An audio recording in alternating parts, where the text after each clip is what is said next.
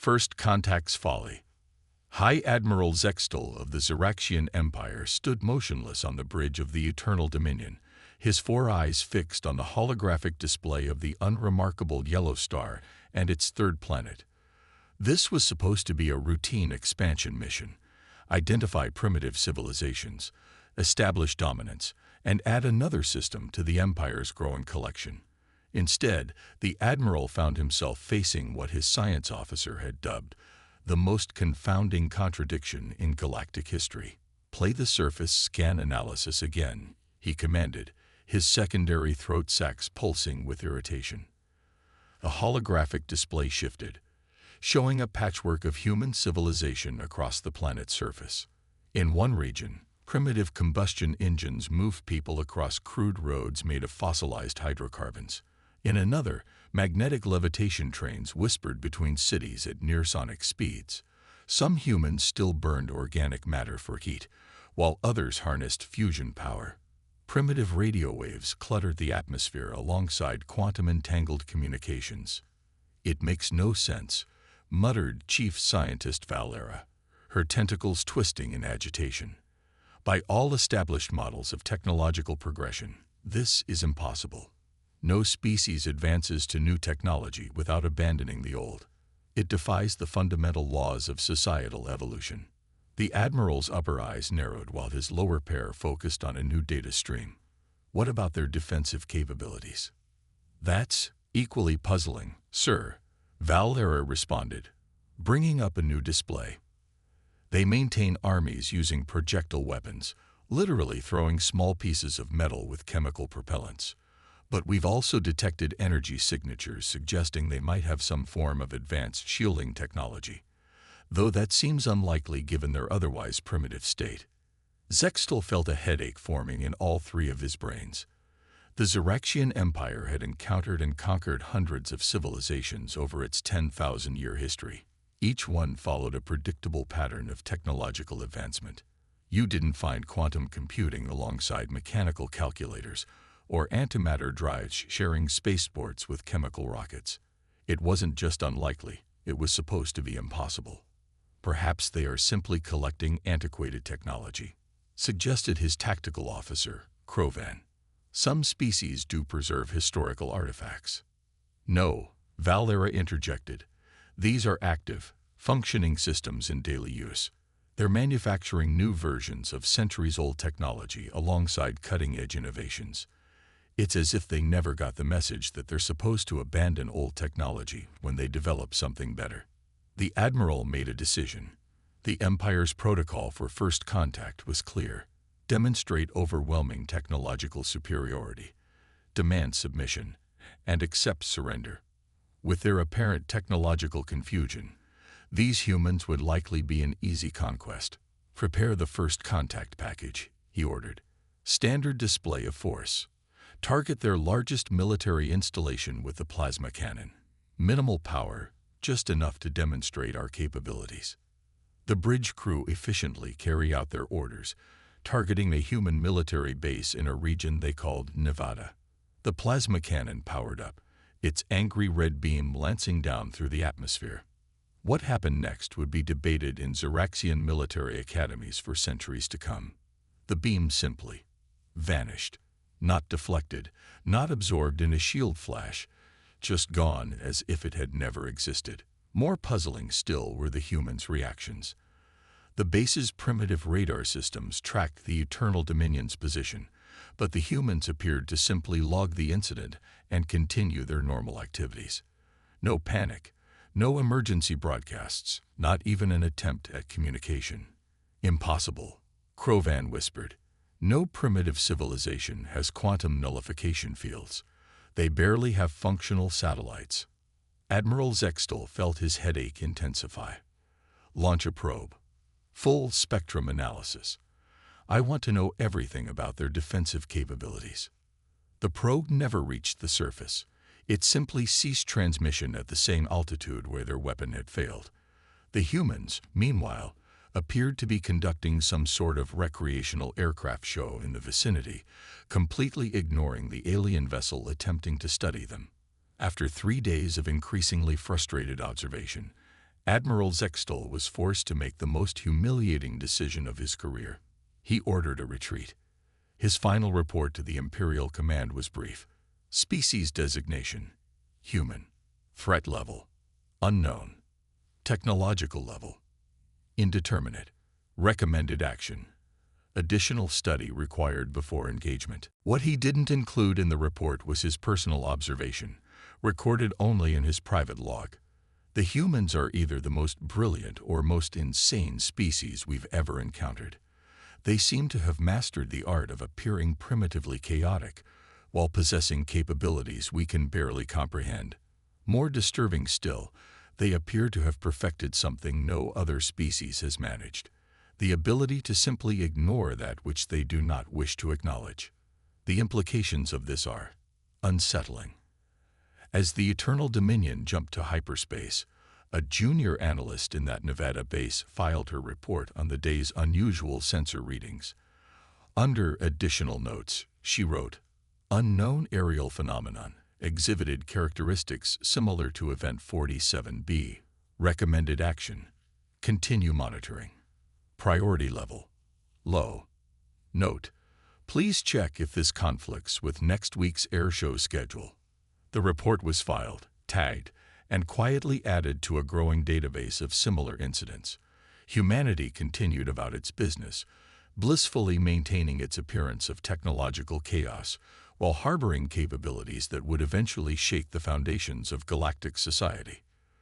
Little did Admiral Zextol know, but his retreat had inadvertently sparked what would become known as the greatest miscalculation in galactic history: the assumption that humanity could be safely ignored until better understood. By the time anyone realized their mistake, it would be far too late. The silent treatment. The Grand Council of the Galactic Concordat had never witnessed such chaos.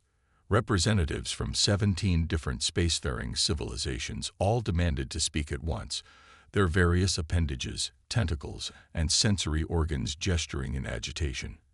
At the center of the circular chamber, a holographic display showed the latest human settlement, a colony on Mars that had appeared practically overnight. "Order. We will have order," bellowed Council Elder Angsthura, her crystalline form pulsing with waves of calming blue light. The chamber gradually fell silent. "We will address the human situation one delegation at a time." Ambassador Corell of the Meridian Collective stepped forward first, his exoskeleton clicking nervously. "3 of our most advanced warfleets have attempted to establish dominance in human territory. Each time, the result was the same: total failure of our weapon systems, followed by the humans simply ignoring us. They continued their mining operations, their civilian traffic, their entertainment broadcasts, as if our ships didn't exist. The swarm consciousness has experienced similar difficulties," chittered the hive mind representative of the Vespid Dominion. "We attempted to infiltrate their information networks. Our best cyber warriors found themselves trapped in endless loops of something called cat videos and memes. When we tried direct neural interfaces, our operators began experiencing strange cravings for something called pizza and would not stop humming primitive audio entertainment they call pop music." The chamber erupted again, each species eager to share their own humiliating encounters with humanity. The Perillian Empire had lost an entire stealth fleet when they attempted to slip through Earth's atmosphere. Their ships emerged unharmed but transformed into what humans called party balloons, complete with festive colors. The Quantum Syndicate's attempt to trap Earth in a time dilation field somehow resulted in their own worlds experiencing a week-long spontaneous dance festival. "What are they?" demanded Ambassador Zena of the Silicon Collective, her holographic form flickering with frustration. "We've analyzed their technology for standard solar cycles now. They still use internal combustion engines alongside antimatter drives. They broadcast reality entertainment shows on electromagnetic waves, while somehow maintaining an encrypted quantum communication network we can't even detect properly. Their military vessels range from primitive waterborne aircraft carriers to ships that can apparently ignore the laws of physics." A new voice cut through the chamber. Vorkath, the representative of the warbound clans, a species known for their military prowess. You're all missing the most important point. Has anyone actually managed to get the humans to acknowledge our existence in any official capacity? The silence that followed was deafening. Precisely, Vorkath continued, his battle-scarred carapace reflecting the chamber's lights. We've launched attacks, attempted diplomatic contact, tried to infiltrate their worlds, and even attempted to quarantine their systems. Their only responses have been either complete indifference or treating our efforts as entertainment. The Xeraxian Empire's experience was not unique. It appears to be their standard response to all of us. The holographic display shifted to show various human activities across their expanding sphere of influence. A new settlement being constructed on Europa, while a classical music concert was being performed on the ice. Mining operations in the asteroid belt, where the workers appeared to be having something called a barbecue in an artificially atmosphered cavity within a massive rock. Ships of wildly varying technological sophistication, moving in patterns that made no strategic sense. There is another possibility, offered the previously silent representative of the ancient observers, their ethereal form barely visible. What if their apparent chaos and indifference is not a sign of primitive development or madness, but rather of such advanced capability that our efforts are genuinely beneath their notice? The chamber erupted once again, but this time in nervous murmurs rather than angry shouts. The implications were unsettling. A civilization so advanced that it didn't need to maintain technological consistency. That could treat the most powerful weapons in the galaxy as mere inconveniences. That could expand through space while apparently treating it all as some sort of entertainment. I propose a new approach, Elder Anxithera announced. Since our attempts at hostility and infiltration have failed, perhaps we should try something different. Let us send a joint diplomatic mission, not to demand or threaten, but to simply ask questions. The silence that followed was broken by a sudden burst of human broadcasting that somehow penetrated the council chamber's strongest shields. For several moments, every being present was involuntarily subjected to something called Rick Astley, never gonna give you up. As the confused representatives tried to make sense of what had just happened, a simple text message appeared in all their native languages. When you're ready for a real conversation, you know where to find us. Until then, enjoy the music. The great galactic powers, for the first time in their history, found themselves collectively experiencing an emotion humans had perfected millennia ago, the feeling of being trolled. The quantum veil. Dr. Sarah Chen stood before the United Earth Defense Council, her holographic presentation showing the latest data from what humanity had dubbed the Galactic Comedy Hour. As Chief of Sinological Intelligence, it was her job to explain why letting advanced alien civilizations believe humans were technological chaos gremlins was actually humanity's best defense strategy. As you can see, she gestured to a complex quantum probability map. Operation Cosmic Confusion continues to exceed expectations. The Xeraxian Empire has downgraded their invasion plans for the third time this month. The Vespid Dominion's latest intelligence report describes Earth as, and I quote, a madhouse of technological incongruity that defies strategic analysis. General Marcus Rodriguez, his weathered face illuminated by the holoprojection, leaned forward, and they still haven't detected the quantum veil. That's the beauty of it, Sarah replied, her eyes sparkling with barely contained amusement. They can't detect what they don't believe should exist. The quantum veil works precisely because it's masked by our deliberately inconsistent technological profile. The quantum veil was humanity's masterpiece, a planetary defense system that operated on principles so advanced that most alien civilizations couldn't even conceive of its existence. It didn't stop or deflect attacks. It simply caused them to have never happened in the first place, maintaining multiple quantum states simultaneously until the most favorable outcome naturally emerged. Show them the Meridian collective footage, prompted Admiral Yuki Tanaka, her augmented eyes glowing softly. The holographic display shifted to show a massive alien fleet attempting to penetrate Earth's orbit. Their weapons fired, and the energy simply ceased to exist, transformed into harmless background radiation across 1 billion parallel quantum states.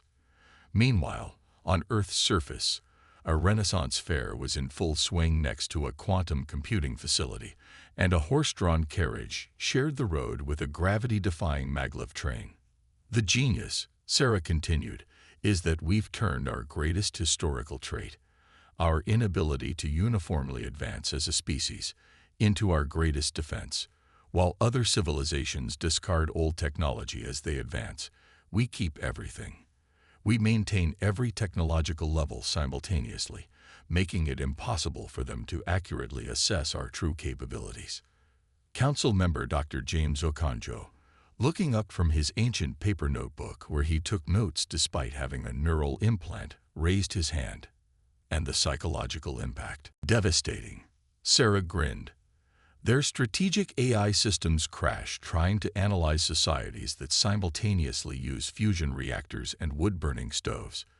Their anthropologists can't explain why we still have bookstores next to direct-to-brain download centers. Their military strategists are having existential crises trying to figure out why we respond to their most powerful weapons by holding picnics. The council chamber filled with chuckles. Humanity had learned long ago that their greatest strength wasn't in military might or technological superiority. It was in their ability to embrace contradiction and chaos. But here's the most interesting development. Sarah's expression turned serious as she brought up new data. Some of them are starting to figure out that we're not actually primitive or insane.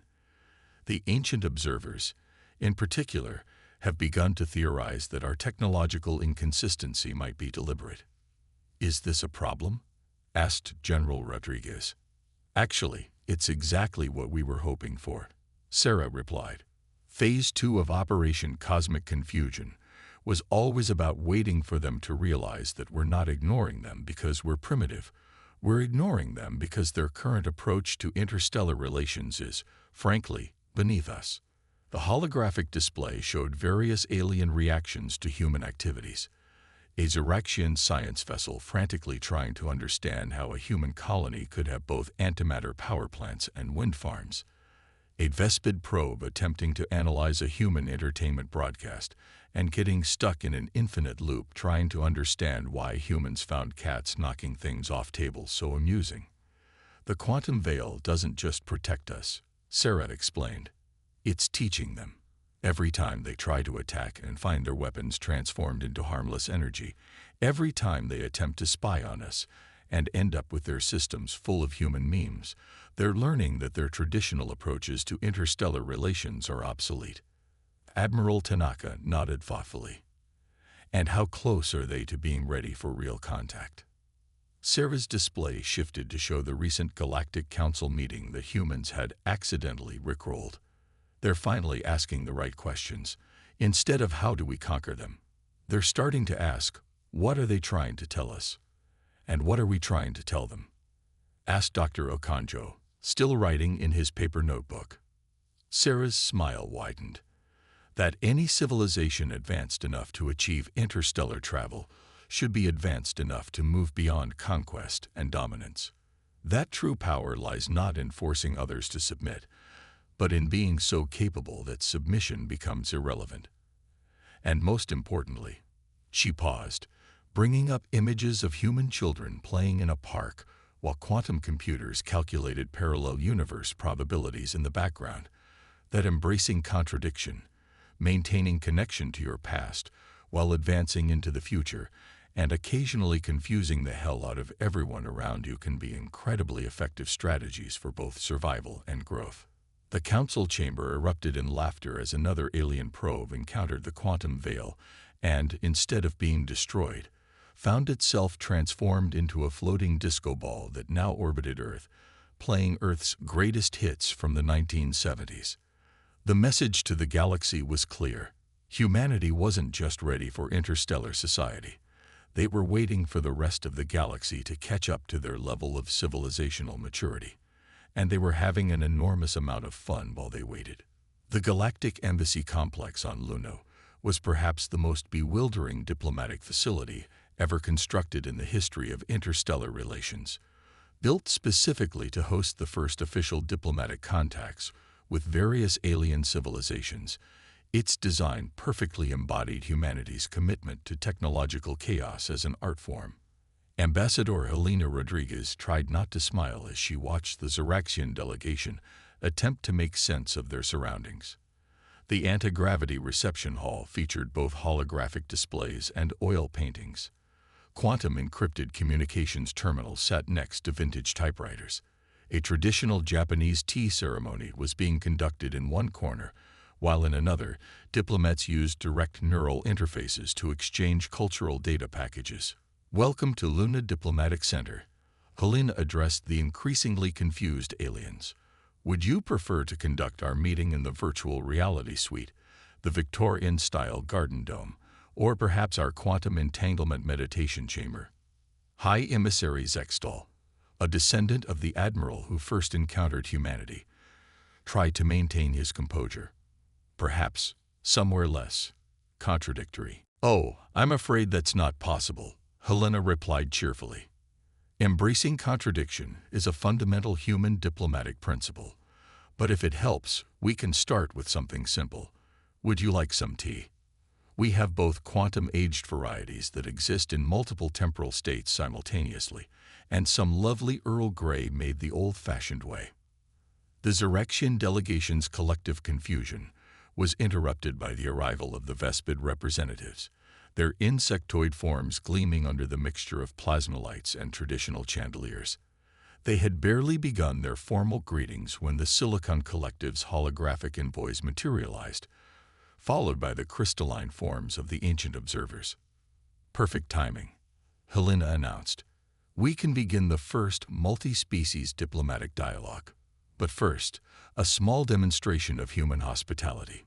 At her gesture, the embassy's quantum field shifted, creating a space that somehow managed to accommodate the environmental needs of every species present, while maintaining the appearance of a traditional Earth diplomatic chamber.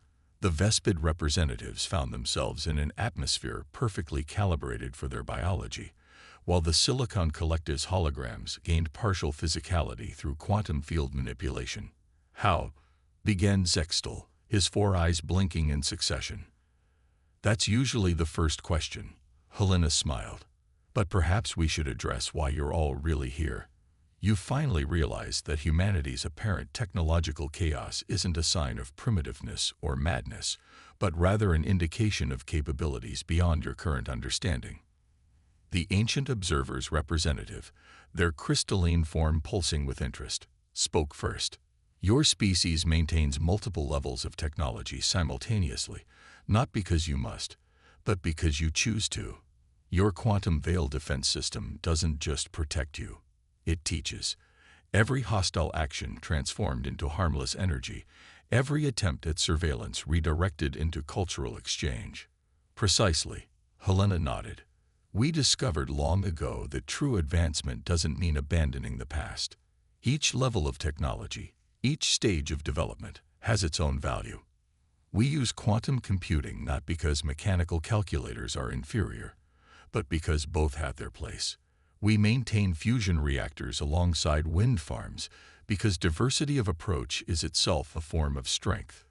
The Vespid representative chittered thoughtfully. "And your apparent indifference to our presence? Was it indifference?" Helena's eyes twinkled. "Or was it a message? What does it say about an interstellar civilization when their first instinct upon encountering a new species is to attempt conquest or dominance?" The diplomatic chamber fell silent as the implications sank in. The humans hadn't been ignoring them out of fear or inability to respond. They had been waiting for the galaxy's civilizations to realize the futility of their aggressive approaches. "Your quantum veil." The Silicon Collective's envoy flickered with sudden understanding. "It's not just a defense system. It's a filter, isn't it? A test to see which civilizations are ready for genuine diplomatic contact." The rickroll was a hint, Helena admitted, drawing confused looks from most of the delegates. An ancient human meme. A form of communication that combines humor, mild annoyance, and an oddly catchy tune. It was our way of saying we're ready to talk when you're ready to approach us as equals rather than potential conquests. Zextal's throat sacs pulsed with emotion. But why maintain the appearance of technological chaos? Why not simply demonstrate your true capabilities? Helena gestured around the room, where quantum physics-defying technology operated seamlessly alongside ancient diplomatic protocols. This is our true capability. The ability to embrace all stages of development, to find value in both the old and the new, to maintain complexity rather than discard it for the sake of artificial uniformity. We didn't develop the quantum veil because we needed better weapons. We developed it because we needed a way to protect our right to remain beautifully, purposefully inconsistent. The diplomatic chamber shifted again, this time creating a display of Earth's history, showing how humanity had maintained and advanced multiple technological paths simultaneously, how they had learned to use apparent chaos as a form of strength. So, Helena continued, now that we've moved past the phase of attempted conquests and mutual confusion, shall we begin actual diplomatic relations? We have so much to learn from each other. For instance, we'd love to know more about your various civilizations' development, and in return, we could teach you about the advantages of maintaining technological diversity. Also, she added with a slight smirk, we could explain why cats knocking things off tables is legitimately hilarious. The alien representatives, finally beginning to understand that they were dealing with a civilization far more sophisticated than they had imagined, settled in for what would become known as the most unusual diplomatic conference in galactic history, one where quantum physics and cat videos were given equal diplomatic weight, and where the future of interstellar relations would be shaped not by force or uniformity, but by the embrace of beautiful contradiction. The Great Revelation. The Grand Archive beneath the Himalayan mountains was humanity's best-kept secret, until today. As representatives from 17 galactic civilizations descended in their various forms of transport into the massive quantum-shielded facility, Dr. Sarah Chen couldn't help but feel a sense of historical weight. After decades of playing the cosmic court jesters, it was finally time to show the galaxy what humanity had really been doing all along. What you're about to see, she announced to the assembled delegates, is Project Starweaver, humanity's complete analysis of galactic civilization conducted over the past 50 years. The central chamber illuminated, revealing a massive holographic display of the entire Milky Way. But this was no ordinary star map. It showed the complete sociological, technological, and cultural development of every spacefaring species, their potential futures, their intersecting paths, and their probable conflicts, all calculated and mapped through humanity's quantum probability engines. While you were trying to figure us out, Sarah explained, we were studying all of you, not for conquest or dominance, but for something far more important, survival, not just ours, but everyone's. The display zoomed in on various conflict points across the galaxy, places where different civilizations' expansion patterns would inevitably lead to war. Then it shifted, showing alternative paths, peaceful solutions that had been carefully calculated and, in many cases, subtly encouraged through humanity's seemingly chaotic actions. High Emissary Zextal's four eyes widened in recognition. The quantum veil, it wasn't just defensive technology. No, Sarah confirmed. It was a tool for cultural transformation. Every time your weapons were transformed into harmless energy, every time your probes were redirected to our entertainment broadcasts, every time we responded to aggression with apparent absurdity, we were teaching new patterns of interaction. The ancient observer's representative crystalline form pulsed with intense colors. You were rehabilitating the galaxy's warrior cultures without anyone realizing it. The display shifted again, showing how humanity's apparent technological chaos had forced other civilizations to think beyond their linear progression models, how their embrace of multiple technological levels simultaneously had demonstrated that advancement didn't require abandonment of the past. But that's not the most important revelation. Sarah continued, directing attention to a new simulation. Show them Protocol Omega. The holographic display exploded into a massive web of interconnected quantum predictions, showing something that made even the most advanced alien AI systems struggle to process: the approaching galactic crisis that no single civilization could survive alone. In approximately 300 years, Sarah explained, her voice grave, this galaxy will encounter a phenomenon we call the quantum cascade, a natural event where the fundamental forces holding reality together begin to unravel. No single species technology can prevent it. Not your quantum drives, not our probability engines, not the Silicon Collective's dimensional matrices. The alien representatives watched in horror as the simulation showed galaxy-wide devastation. Unless. But that's why we needed all of you. Sarah smiled. We've calculated that survival requires precisely what we've been demonstrating all along: the ability to use multiple technological approaches simultaneously, to combine the Zeraxian Empire's mastery of plasma physics with the Vespid Dominion's biological computing, the ancient observer's temporal mechanics with humanity's quantum probability manipulation. The simulation shifted, showing how the combined technologies and approaches of all present civilizations, working in harmony, could create a galaxy-wide quantum stabilization field. But it required something unprecedented: complete cooperation and trust between all spacefaring species. This is why we acted as we did, Sarah explained. We couldn't simply tell you about the crisis. You needed to evolve beyond competition and conquest naturally. We needed you to understand, truly understand, that diversity of approach isn't weakness, but the ultimate strength. The chamber fell silent as the implications sank in. Humanity hadn't been ignoring the galaxy out of arrogance or fear. They had been carefully orchestrating a cultural transformation necessary for everyone's survival. So, Sarah looked around the chamber. Shall we begin the real work? We have about 300 years to turn 17 competing civilizations into a unified force capable of saving reality itself. And yes, she added with a smile, we'll still maintain our apparently chaotic approach to technology. Someone needs to keep the galaxy mentally flexible. The ancient observer's representative floated forward.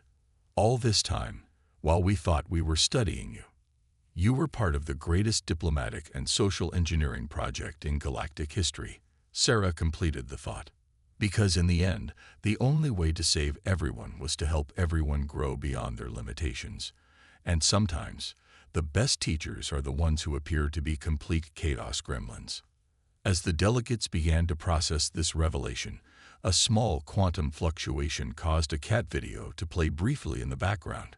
A reminder that even in the face of impending cosmic doom, humanity would never lose its sense of humor or its appreciation for the absurd alongside the profound. The Great Revelation marked the beginning of a new era in galactic history, one where the combined strength of all civilizations, guided by humanity's embrace of beautiful contradiction, would work together to face the greatest challenge any of them had ever encountered. And somewhere, in a small Earth cafe, someone was still using an abacus next to a quantum computer, keeping alive the spirit of technological chaos that had, improbably, become the galaxy's greatest hope for survival.